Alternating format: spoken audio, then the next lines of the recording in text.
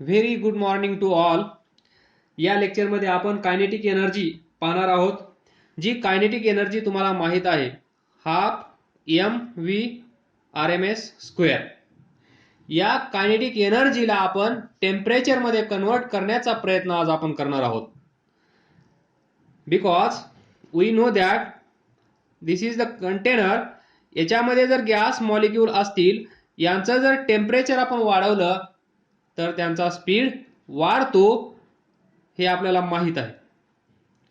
पण हे कसा वाढतो हे आज आपण पाहणार.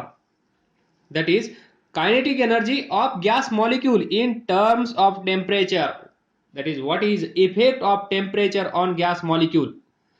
तो पळतो की तो थांबतो. ज्यावेळेस त्याचं टेम्परेचर आपण वाढवतो त्यावेळेस तो गॅस मॉलिक्यूल त्याच ठिकाणी बसून राहतो की पळायला लागतो, हे आज आपण पाहणार. That is kinetic energy in terms of temperature. That is kinetic theory of gases, chapter number 3. तर पहा, we know that आपल्याला काय माहित आहे? We know that the pressure exerted by gas molecule, pressure exerted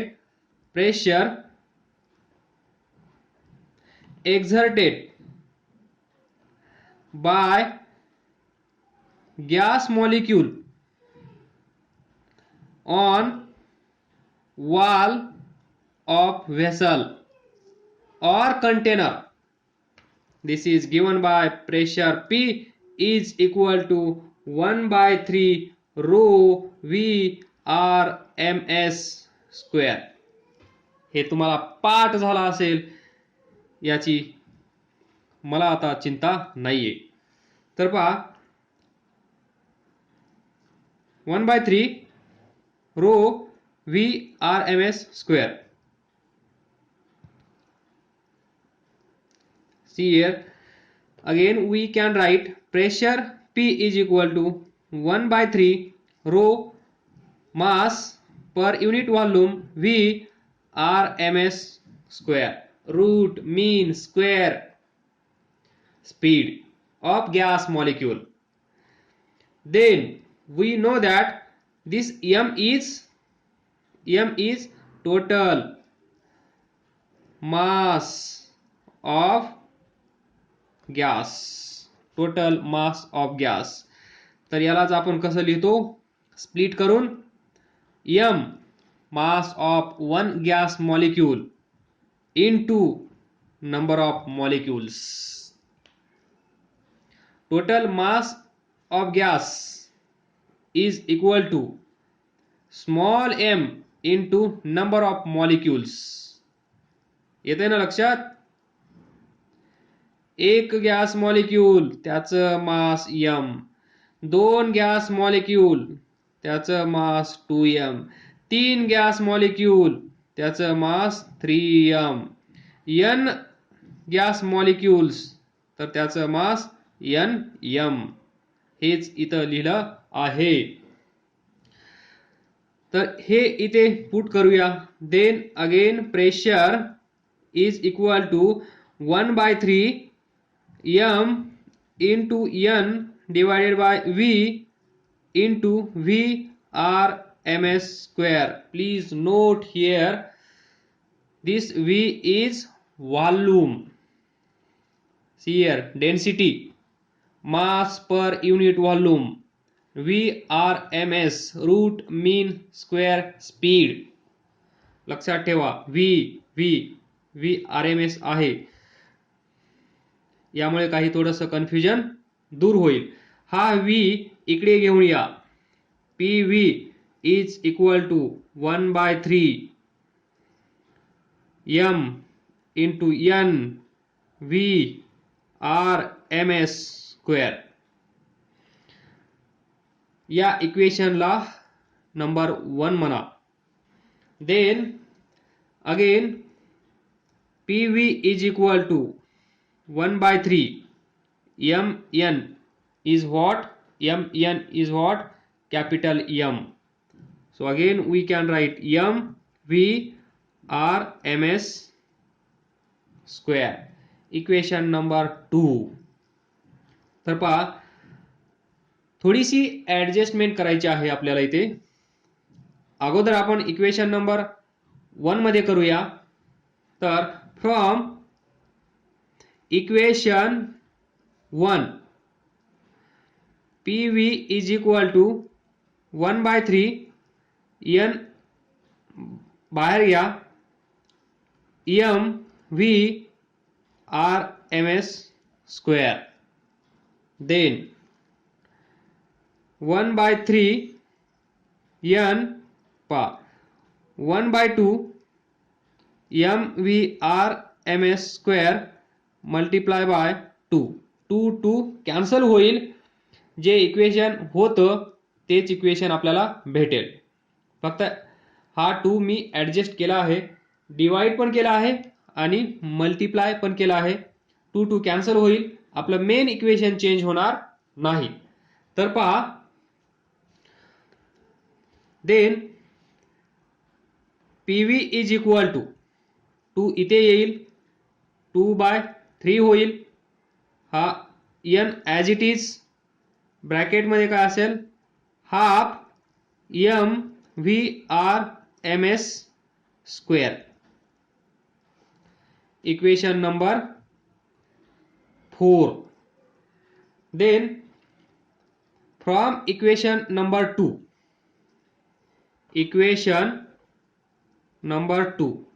becomes PV is equal to 1/3 mv RMS square. Same 1/3 1/2 capital M V RMS square multiply by 2 to this. 2 cancel, परत तेच equation भेटेल, change काही होणार नाही. तर पहा, again 2 इथे येईल, 2/3 होईल. ब्रॅकेटमध्ये half capital M V RMS square. Equation number 5. Left side PV. See here 2/3 ब्रॅकेटमध्ये काय दिसत आहे, half mv square. Half mv square तुम्हाला माहित आहे काय असते, कायनेटिक एनर्जी. पण हा m कसा आहे, टोटल मास ऑफ गॅस.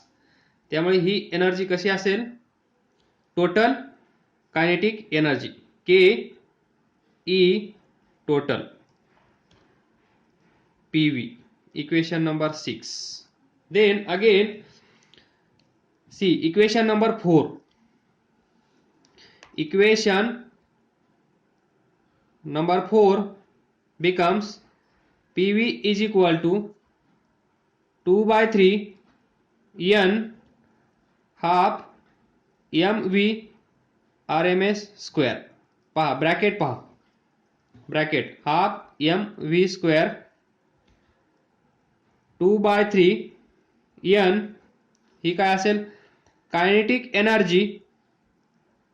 पहा स्मॉल m म्हणजे mass of one gas molecule. This small m is what, mass of one gas molecule.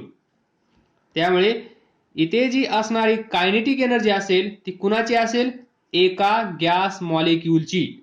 Where as इथे पहा टोटल मास m, त्यामुळे ही एनर्जी कुणाची असेल, total molecules. He kinetic energy of one gas molecule. So write down here this KT means KET is equal to half mv RMS square. काय असेल, average total kinetic energy of all gas molecules. then this Ke,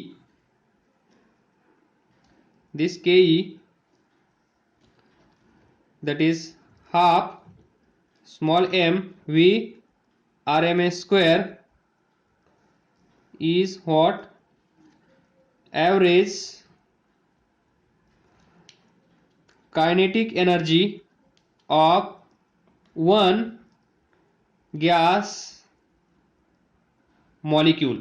हा difference लक्षात ठेवा. Equation दोन्ही same आहेत. PV 2/3 kinetic energy इथे पहा, PV 2/3 इथे N आहे, kinetic energy of one gas molecule. त्यानंतर हे इक्वेशन आपण पुढे यूज करणार आहोत. हे फक्त तुम्हाला माहीत असण्यासाठी डिस्कस केलं आहे, नाहीतर टोटल मास घेऊन करण्याची काही गरज नव्हती. जस्ट अवेअरनेस क्रिएट करण्यासाठी हे मी इथं कन्सिडर केलं आहे. So we gate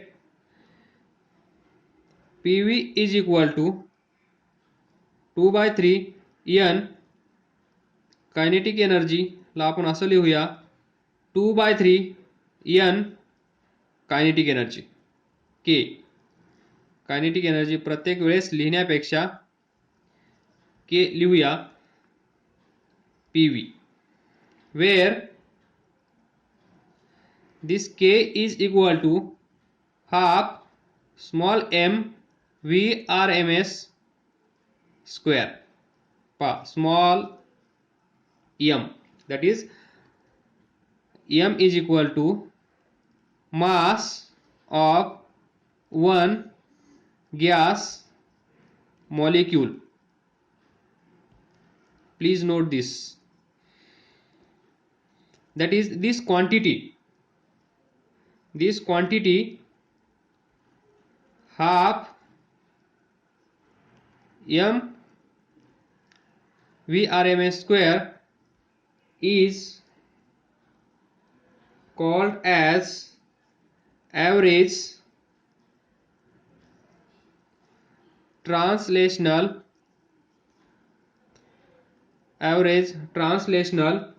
kinetic energy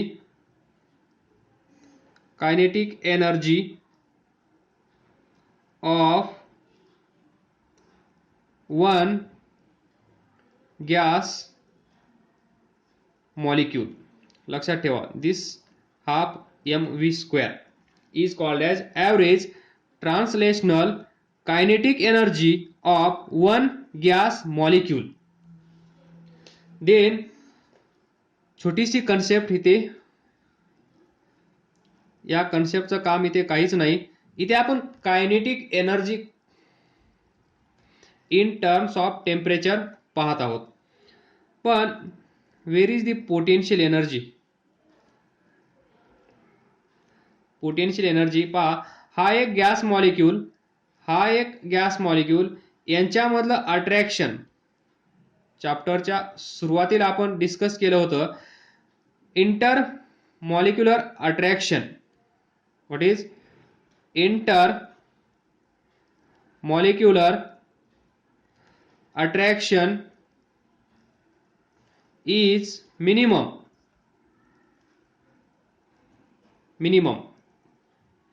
and size of gas molecule is small. Size of this gas molecule is very small. त्यामुळे इथे पोटेन्शियल एनर्जी आपण कन्सिडर करत नाहीये, कारण याच्यामुळे जो फोर्स क्रिएट होणार आहे किंवा याच्यामुळे जो फोर्स क्रिएट होणार आहे, समजा याचं क्षेत्र असेल एवढं, तर हा गॅस मॉलिक्यूल म्हणजे याचा जो फोर्स असणार आहे, फोर्स ऑफ अट्रॅक्शन, हा एवढा स्ट्रॉंग नसणार आहे की तो याला अट्रॅक्ट करेल. हा जो फोर्स असेल, याचा फोर्स ऑफ अट्रॅक्शन, त्यात तो वीक असेल. तो वीक असल्यामुळे याला तो अट्रॅक्ट करू शकणार नाही. म्हणून इथे potential energy between this two gas molecule is not considered. ही छोटीशी कन्सेप्ट पहा. याचं मास खूप कमी आहे. या दोघांमध्ये इंटर मॉलिक्युलर अट्रॅक्शन खूप कमी आहे. या सर्व गोष्टीमुळे आपण सुरुवातीलाच पाहिलं आहे अझम्पशन्समध्ये potential energy, gravitational potential energy तिथे नाही आहे because of having small or very small mass or intermolecular attraction is minimum. म्हणजे हा एवढा फोर्स क्रिएट करू शकणार नाही की तो याला अट्रॅक्ट करेल. आणि हा अट्रॅक्ट याच्याकडे होणार नाही याचा अर्थ काय असेल, या दोघांमध्ये पोटेन्शियल एनर्जी नाहीये. त्यामुळे पोटेन्शियल एनर्जी इथे आपण कन्सिडर केली 0. तर पहा कायनेटिक एनर्जी आहे एका गॅस मॉलिक्यूलची हाफ mv². पोटेन्शियल एनर्जी आहे 0. तर इथे गॅस मॉलिक्यूलच्या बाबतीत जी टोटल एनर्जी असेल kinetic energy plus potential energy 0. तर टोटल एनर्जी काय असेल kinetic energy. Kinetic theory of gas या टॉपिकमध्ये या गॅस मॉलिक्यूलची टोटल कायनेटिक एनर्जी जी असेल तीच टोटल एनर्जी असेल किंवा टोटल एनर्जी म्हणजेच kinetic energy because potential energy is 0. ही होती छोटीशी concept. Therefore we can write the internal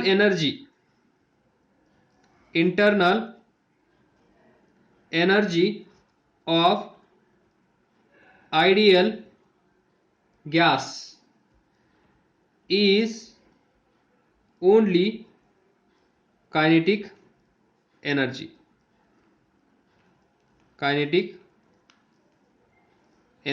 ते आपण इथं लिहिलं आहे असं, हेच आपण वर्ड मध्ये लिहिलं आहे. Then write down kinetic energy is equal to K is equal to half mv/RMS².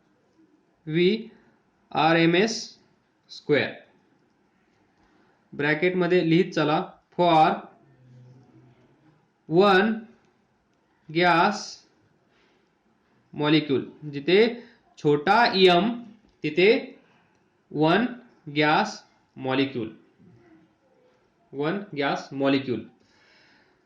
Then from this can we find kinetic energy for all gas molecules? Why not? 1 molecule म्हणजे half mv/RMS². Then for all gas molecules म्हणजेच n molecules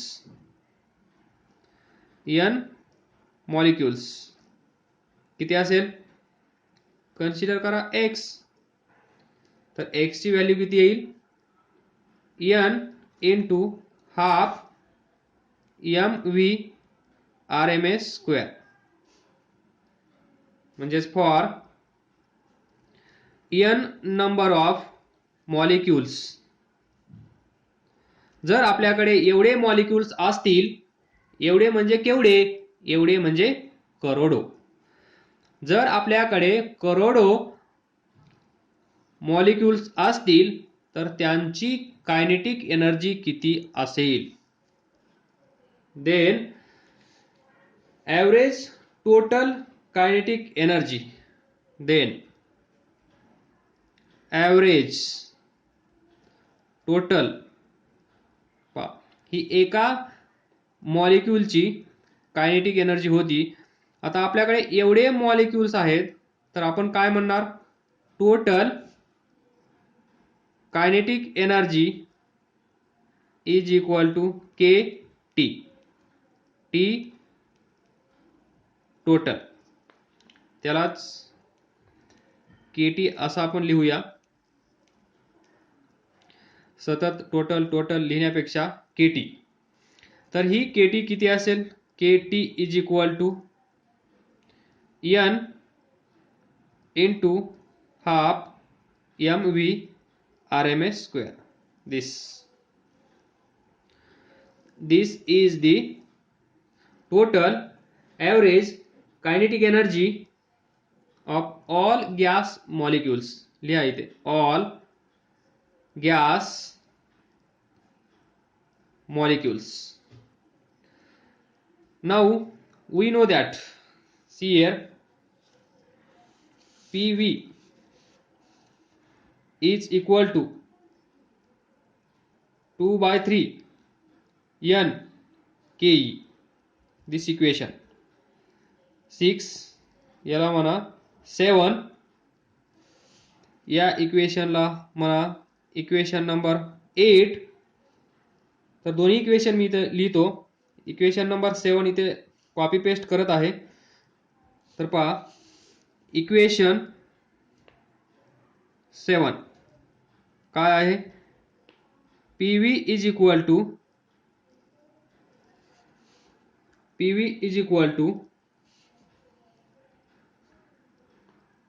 2/3 N kinetic energy. This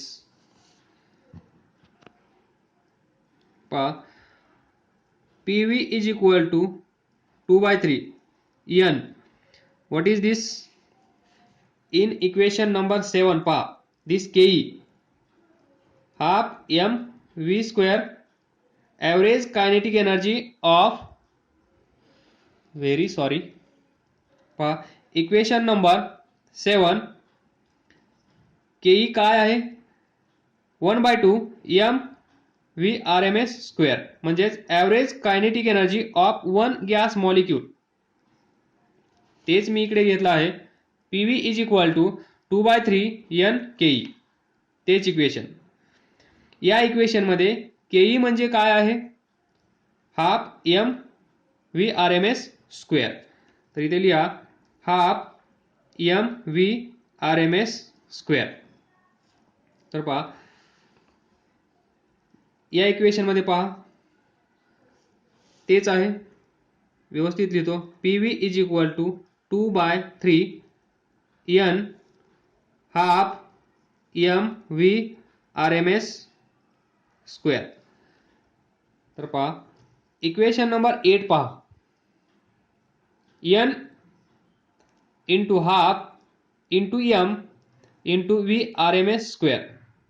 तेच आहे इथे N half N half small m v RMS square.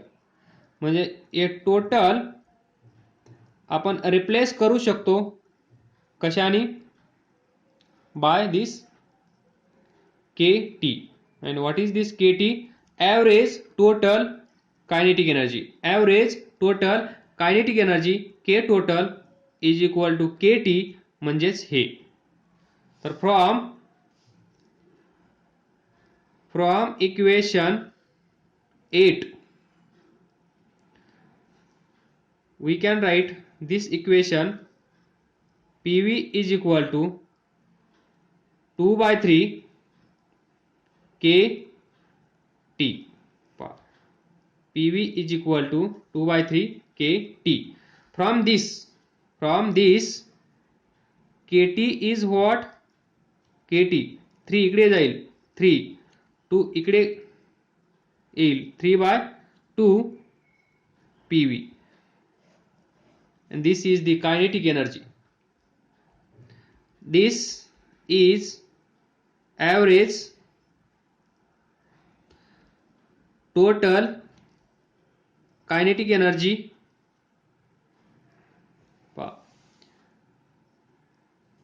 total kinetic energy म्हणजेच for all gas molecule. इथे पहा यांनी आपण मल्टिप्लाय केलं आहे, म्हणजे ही एनर्जी कोणती आहे? Total kinetic energy of all, इथे पहा, all gas molecules, this KT means all gas molecules, this KT for all gas molecules 3/2 PV. जर तुम्हाला प्रेशर माहित असेल, जर तुम्हाला व्हॉल्यूम माहित असेल, तर तुम्ही पहा, हे गॅस मॉलिक्युल्स, प्रेशर माहित आहे, व्हॉल्यूम माहित आहे, तर by using this star equation we can find kinetic energy of all this gas molecules. By using this equation we can find, मराठीत सांगतो, या इक्वेशनचा यूज करून आपण त्या गॅस मॉलिक्युलची कायनेटिक एनर्जी आपण फाइंड करू शकतो, जर आपल्याला प्रेशर माहित असेल, जर आपल्याला व्हॉल्यूम माहित असेल तर. छोटंसं डेरिव्हेशन होतं, सर्व गोष्टीचं नॉलेज यावं म्हणून मी थोडंसं याला एक्सटेंड केलं आहे, म्हणजेच अननेसेसरीली मोठं बनवलं आहे. तर पहा, नेक्स्ट याचे वेगवेगळे फॉर्म्स, डिफरंट फॉर्म्स या इक्वेशनचे. We know that star equation, याला स्टारच म्हणा. वी नो दॅट काय प्रत्येक वेळेस सर काय म्हणतात? वी नो दॅट, मग शिकायचंच कशाला? सर्वच माहित आहे. We know that PV is equal to NKBT. मागच्या लेक्चरमध्ये आठवलं का? NKBT हे माहिती आहे तुम्हाला. PV is equal to NRT. हे इक्वेशन कुठून येतं? या इक्वेशन पासून हे इक्वेशन तयार होतं. या इक्वेशनचा ओरिजिन, याला पण आपण म्हणू शकतो ideal gas equation. This PV is equal to NKBT, where KB is, बोला पटापट, KB is बोल्ट्झमन कॉन्स्टंट. किती असतो? 1.38 10⁻⁻23 जूल पर केल्विन. या इक्वेशनला नंबर किती द्याल? 9. तर पहा आता, PV is equal to NKBT. इथे पहा, ही व्हॅल्यू या इक्वेशनमध्ये ठेवा. So from equation number 9 and star, otherwise असं लिहितो, put equation 9 in star. Therefore star becomes KT is equal to, दिसतंय ना तुम्हाला, 3/2. या PV च्या जागेवर आपण ही PV ची व्हॅल्यू ठेवत आहोत, पुट करत आहोत, आणि हे इक्वेशन म्हणजेच आयडियल गॅस इक्वेशन. तर लिहा NKBT. तर पहा, KT इज इक्वल टू, थोडंसं इथे NKBT, इक्वेशन नंबर 10. आज किती इक्वेशन होणार आहेत माहित नाही. पहा, KT म्हणजे काय? KT म्हणजे काय? Average total kinetic energy of all gas molecules, this KT. म्हणजे इन टर्म्स ऑफ टेम्परेचर. आपल्याला काय पाहिजे होतं पहा, टॉपिक पहा, kinetic energy K in terms of temperature आता भेटली आहे ती आपल्याला. Kinetic energy 3/2 n kBT in terms of temperature. आता या इक्वेशन मध्ये कुठे आपल्याला टेम्परेचर दिसला आहे, म्हणजे फायनली आपण इथे पोहोचलो आहोत जे आपल्याला पाहिजे होतं ते. कायनेटिक एनर्जी तर पहा, kinetic energy kT is equal to 3/2 n kBT. थोडंसं पुढे जाऊया. तर पहा, कायनेटिक एनर्जी हा n इकडे घेऊन या. Kinetic energy divided by this n is equal to 3/2 इकडे असेल kBT. परत याला म्हणा इक्वेशन नंबर 11. कंटाळा आला असेल इक्वेशनचं नंबर देऊन देऊन. kT बाय n याचा अर्थ काय पहा, kT बाय n म्हणजे average kinetic energy, average total kinetic energy divided by number of molecules. म्हणजे याला आपण काय म्हणतो, average energy, average energy per molecule म्हणू शकतो, पर मॉलिक्यूल. कारण नंबर ऑफ मॉलिक्यूलने आपण डिवाइड केलं. जी एनर्जी आपल्याकडे अवेलेबल आहे त्या एनर्जीला आपण टोटल नंबर ऑफ मॉलिक्यूल्स याने डिवाइड केलं तर आपल्याला काय भेटेल, ॲव्हरेज एनर्जी पर मॉलिक्यूल. एका मॉलिक्यूलची एनर्जी भेटेल आपल्याला. जर या यांनी या साईडला मल्टिप्लाय केलं तर आपल्याला टोटल एनर्जी भेटेल तिथे जेवढे मॉलिक्यूल्स असतील तेवढ्यांची. That is for all gas molecules. ही कशी आहे, ॲव्हरेज एनर्जी पर मॉलिक्यूल. छोटीशी कन्सेप्ट आहे, सर्वांना समजत असेल. तर इथे पहा, from this we can say that kinetic energy per molecule does not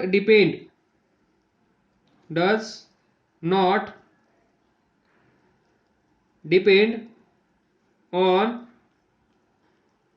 mass. इथे पहा, 3/2 K Boltzmann constant, T temperature. Only